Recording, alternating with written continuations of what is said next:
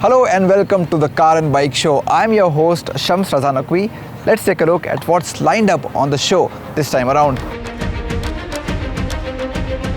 As usual, we begin with the top news of the week, and the big news is the decision by the GST Council that will most likely have an impact on the prices of MPVs and crossovers which are over 4 meters in length and fulfill a few other criteria. Here are all the details. The 50th meeting of the GST Council held earlier this week brought unwelcome news for potential utility vehicle buyers in the country. As per the latest recommendations, all utility vehicles, regardless of their body style, will now attract a rationalized rate of compensation cess pegged at 22%. A variety of MPVs and crossovers which so far attracted 20% compensation cess are now facing an impending rise in their prices. These include the Toyota Innova Crista, Innova Hi-Cross Petrol, Volkswagen Tiguan, Hyundai Tucson and the MG Hector. The increase in price is expected to be anywhere between 40,000 and 80,000 rupees depending on the car. Next up is an important piece of news coming in from Kia Motors. The Korean giant has revealed its plans of launching its flagship electric car, the EV9, in the Indian market next year. Currently, the EV6 is the only electric car sold by the company in India. The EV9 is the second Kia based on Hyundai Motor Group's dedicated electric global modular platform or EGMP. The standard EV9 with a 76.1 kWh unit is available only in single motor rear wheel drive form, but the long range model can be had in both single and dual motor version and gets a 99.8 kWh battery. Kia says the latter will exceed 540 kilometers on a single charge and will be able to go from 10 to 80% charge in just 25 minutes using a DC fast charger. The EV9 is available in 6 and 7 seat forms, with the 6 seat model featuring swiveling second row seats that can rotate by a full 180 degrees. Finally, two cars already on sale in the Indian market got important updates this week. I'm talking about the MG ZS EV and the Maruti Suzuki Fronx.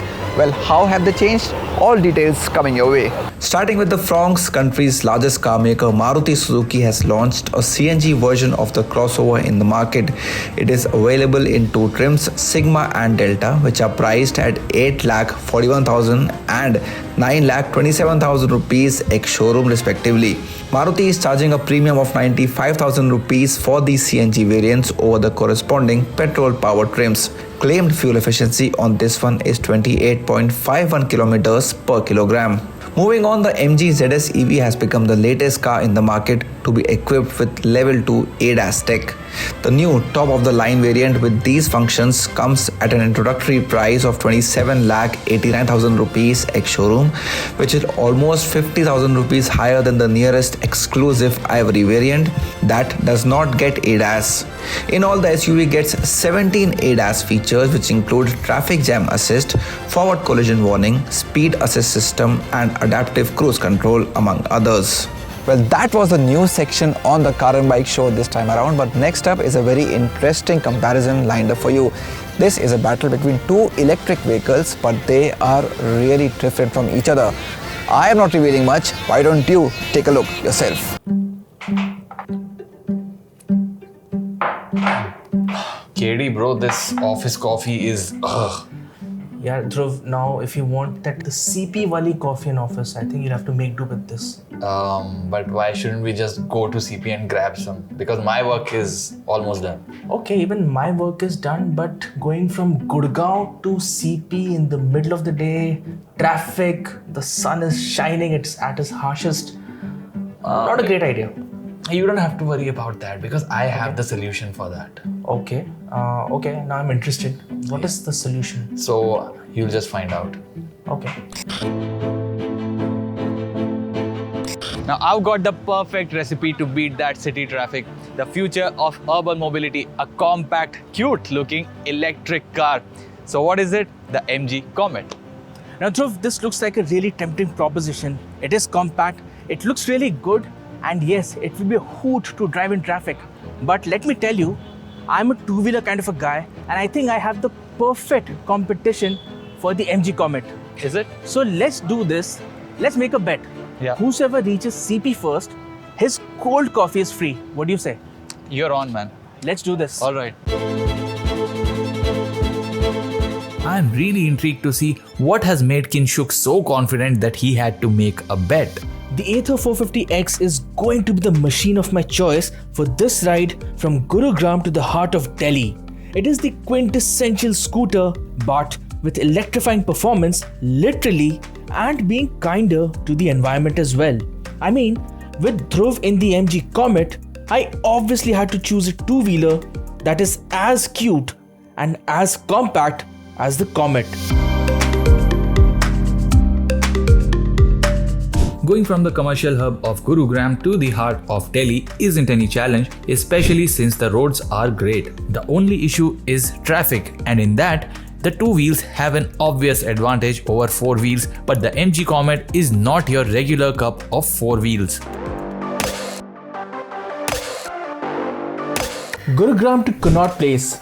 It is going to be a breeze on a light zippy EV like the Ather 450X. I think Dhruv is keen on losing the bet and running up a big food bill. First thing that will strike you when you are in the driver's seat of the MG Comet is the view out.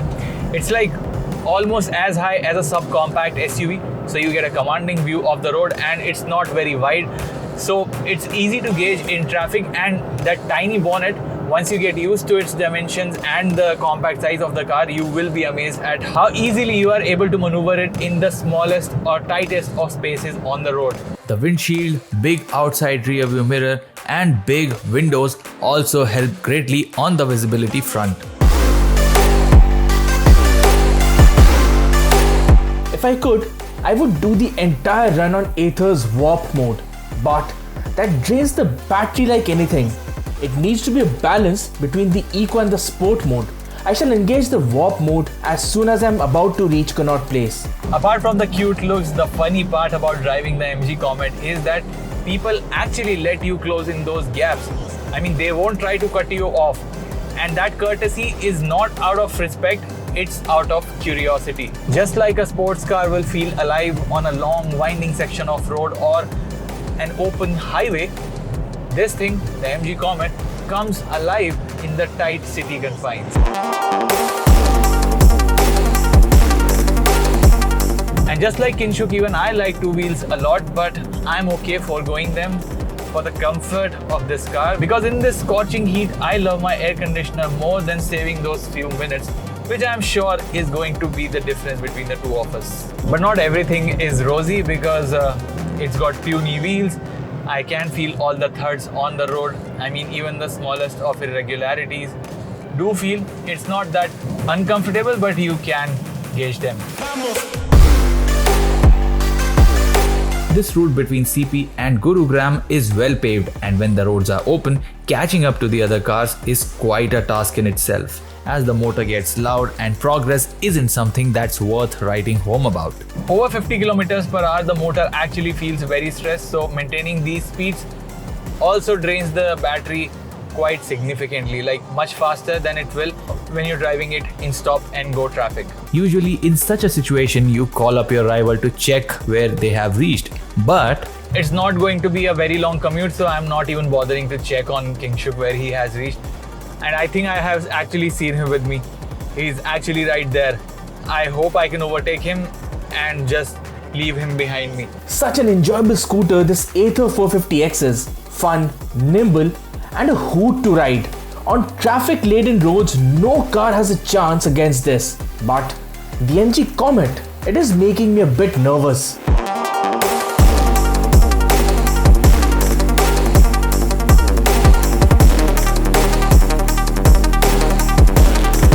As I neared our destination, I realized that the Comet might be small, but in public parking, I'll still have to find a full-fledged parking spot in Connaught Place, which was a slight hiccup in my otherwise great journey.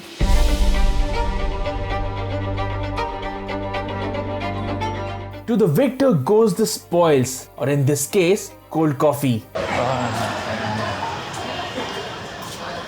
Yeah, I mean, it was expected. A car is still a car. Yes, Yeah. absolutely. I mean, How long did you take?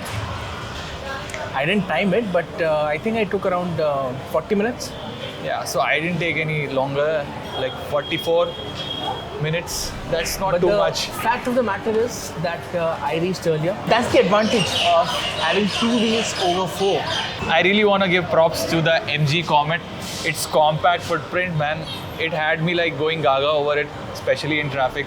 And I could slither into the spots where you see auto rickshaws go in. Absolutely. And that's just amazing. This actually is the future of urban mobility, like 4 wheels. Absolutely. You have to pay the coffee guy 500 rupees. ये एक coffee का 500 रुपया. No, I had 2 cold coffees, 2 paneer puffs, and 1 pizza. That's a lot of food to be had in 5 minutes. Kinshuk's coffee bill is quite big, but it's okay. I saved as much in petrol cost during this commute. For an urban city commute, which side will you pick? An electric car or an electric scooter? Or maybe something else? Tell us in the comments. And if you've liked this video, do give it a thumbs up. And if you haven't already, please consider subscribing to Car and Bike YouTube channel.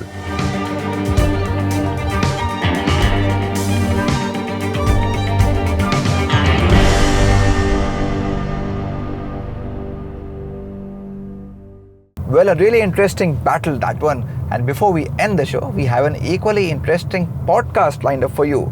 Preetham and Kingshuk are discussing 2 much awaited bikes that were launched in the Indian market recently, talking about the Harley-Davidson X440 and the Triumph Speed 400. And we are back with another episode of the Car and Bike podcast. Us 2 motorheads, Preetham and myself, Kingshuk. We are back with a brand new episode, and today's episode is going to be really interesting, exciting and insightful. But before that, if you like our automotive content, please do not forget to like, share and subscribe on YouTube and on Instagram and social media handles for Car and Bike. Right, so Preetham, the first week of July was like super exciting for all motorcycling fans in India. First, we had the Harley-Davidson X440 launch. Then I had the opportunity to ride the motorcycle briefly at Hero's CIT in Jaipur, but all hell sort of broke loose when Triumph Motorcycles announced the pricing for the Speed 400. So Preetham, you were there, and I'm sure you could, hear the sound of jaws collectively dropping. What was it like? Well, very important month indeed. 2 made in India motorcycles of 2 iconic brands, the Harley-Davidson X440 made in India by Hero MotoCorp, Right, and the Triumph Speed 400 made in India by Bajaj Auto. Now, before the launch, we were all discussing what would be the expected pricing, looking at the pictures of the bike since it was unveiled late in June in the UK, and the kind of kit it gets, the kind of fit and finish, traction control system, switchable traction control system, Right. dual channel ABS, looks amazing, and it looks like a very well built, properly finished product. So in our book, 2.8 lakh, 2.9 lakh ex-showroom for the Speed 400 seemed to be a logical and reasonable Right. enough price. Yes. But when prices were announced, all of us in that room at Akudi and Bajaj headquarters, we were just flabbergasted, and it was evident across the whole floor. Everybody was like, what? Because Triumph did a solid one, 2,33,000 ex-showroom was the price. And then John Bloor, the founder, the owner of Triumph Motorcycles since 1990, the person who revived the Triumph brand again in 1990 and till today, he gave a video message that that's not only it. The first 10,000 customers can buy it for 2,23,000 ex-showroom. That's a good 60,000-70,000 off from any of our estimates. I mean, Right. the best of us were expecting 2.8, 2.9. And the Harley was also quite nicely priced, isn't it? It was very Yes. attractively priced. So prices started at 2,29,000 rupees and went up to 2,69,000 rupees. And all of us believed that Harley-Davidson did a great job with the pricing. But just a couple of days later, everything was overshadowed by the Triumph Bajaj alliance. So Preetham, why do you think they were able to price the Speed 400 so aggressively? Well, because primarily, as Rajiv Bajaj pointed out, economies of scale, because these will be made in volumes. The bikes will be made in volumes, and India is going to be the first center where these bikes will be mass produced for Triumph.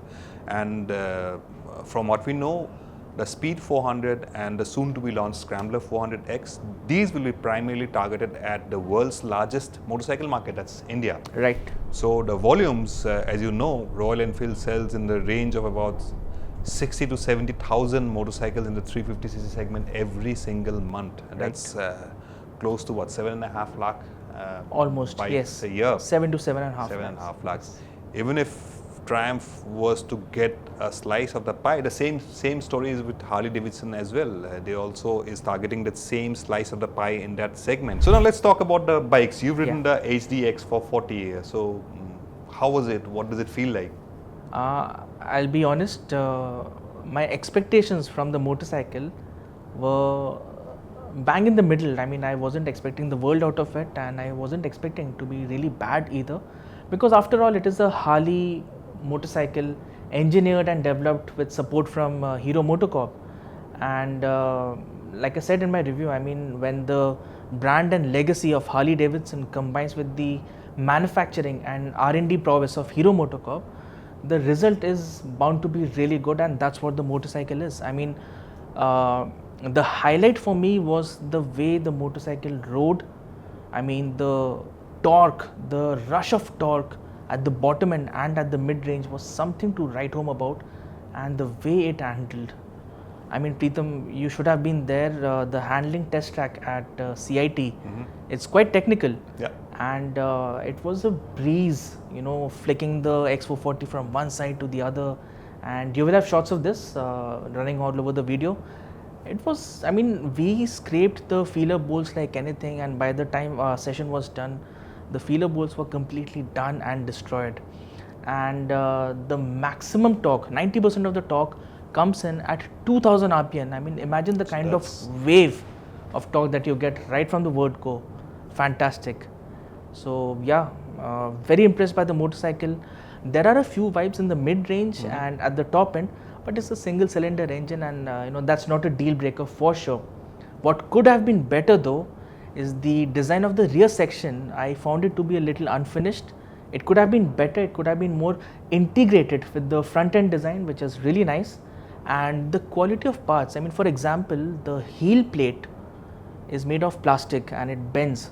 So that is something that you wouldn't expect from a 2.5, 3 lakh rupees motorcycle. But the main problem though for the Harley-Davidson X440 now is like back-to-back launches is the Speed 400. I mean, it's on paper it's less expensive than the Harley-Davidson X440, right? Yes, yes. And wow, it looks so gorgeous. I mean, the moment you see it, you fall in love with it. I mean, I don't know about you, but no, absolutely. There's no doubt about that. Both the Scrambler 400X and the Speed 400, I mean, the moment you look at the motorcycle, it is evident that the bike is well designed. You know, the proportions are nice. It's well finished. Looking at the pictures, of course, Preetham has ridden the motorcycle. The fit and finish, the quality is there for you to see, and that's the hallmark of a good product, right? Yeah, absolutely. Triumph has really nailed the modern classic to the T. In my book, if there's a master of the modern classic genre, it has to be Triumph motorcycles. And that's the case with the Speed 400. And this is what I have said in my review also. Right. They have completely nailed that modern classic look with the Speed 400. You look at it, it's a baby Speed 400, but it doesn't look any less than any of the bigger Triumph models in the lineup. It looks the same attention to detail, same finish level, same quality, brushed aluminum finish on the headlights, the headlight stays, the throttle body covers, you know, everything, that heel is brushed aluminum finish there. Exactly. Beautiful piece of motorcycle, beautiful piece of engineering and attention to detail, fit and finish. It's hard to find fault with that motorcycle aesthetically. And once I got to ride it, of course, Bajaj did a test track at Chakan at the plant, and we weren't allowed to photograph there or shoot there because the folks from Triumph said, you know, it's a modern classic roadster, it's not meant to be ridden on a track. So we couldn't shoot there. But we had about 4 laps. We were given 4 laps to ride to get a sense of how the bike handles, how the bike performs in a safe and controlled environment. After the first lap, I mean half a lap gone, then I was just, my jaw dropped even further. Like, what have they made? On the back straight, I weigh 75 kgs. With a lighter rider, probably it could. Folks at Bajaj said, the claimed top speed is 145 kilometers per hour, 0 to 100 in 7 seconds. Of course, we didn't have any equipment to test all that. On the back straight, on the first lap, I clocked 161 on the speedo before it was time to brake. Some people had claimed lighter riders had claimed they saw 170, 171 speedo indicated. Of course, there'll be a slight speedo error, but that's the kind of top speed it gets to. And the engine and the way it flicks, oh my goodness, it feels like a sports bike. It looks like a modern classic, but flick it around left, right, it's well balanced, it's planted. And it's not like the KTM. You've ridden the KTM, of course. Yes. The KTM, you go back, you go hard, and then you throw it. This one is steady. You're always in control. Triumph has totally hit it out of the park with this bike. Yes, it's a single, and it's a counterbalance engine. There's a balancer shaft, and to reduce the vibrations of the engine, and there's no cradle, so the engine is not mounted in a double cradle frame. So it's a down tube frame, but the engine is a stress member of the frame. It acts as a frame. So they wouldn't have had any vibrations because the whole bike would have shaken otherwise. So to reduce the vibrations, there's a single balancer shaft. We'll talk about it more in detail. We'll do an article on that. Bottom line is the vibrations are minimal. Yes, it's a single. There will be some minor buzz. There is some buzz from mid-range. 5,000 RPM onwards, maybe 6,000 RPM to about 8,000, which is the red line, towards the red line. But it's not something which will bother you. It's not bothersome. And the best part is the torque spread. Again, you talked about the Harley-Davidson. I have yet to ride it. Yes, 90% of the torque comes at 2,000 RPM. Here, 80% of the torque comes at 3,000 and goes right up to 8,000 RPM. So 3,000 to 8,000 RPM, you have 80% of the torque. That's 30 Newton meters of torque to play with. So you open the throttle, and the bike pulls, and so there's enough and more performance from this baby. I am totally sold on this bike. Come on, man, what a bike it's been made. What do you think of the Speed 400 and the Harley-Davidson X440? Which one will be your pick and why? Keep this discussion going in the comments below. Share this video with your friends, with your families, and anybody who's about to buy a motorcycle, right? Thank you for watching. Do leave us a comment and do like and share amongst your friends if you like this podcast. Thank you so much. That's all that we could pack in on the Car and Bike show this time around. Do let us know how did you find the show today. As always, we are eager to know your comments and feedback. Our Twitter handle is Car and Bike. See you soon with a fresh episode of the Car and Bike show. Till then, drive safe and do wear your seatbelts and your helmets.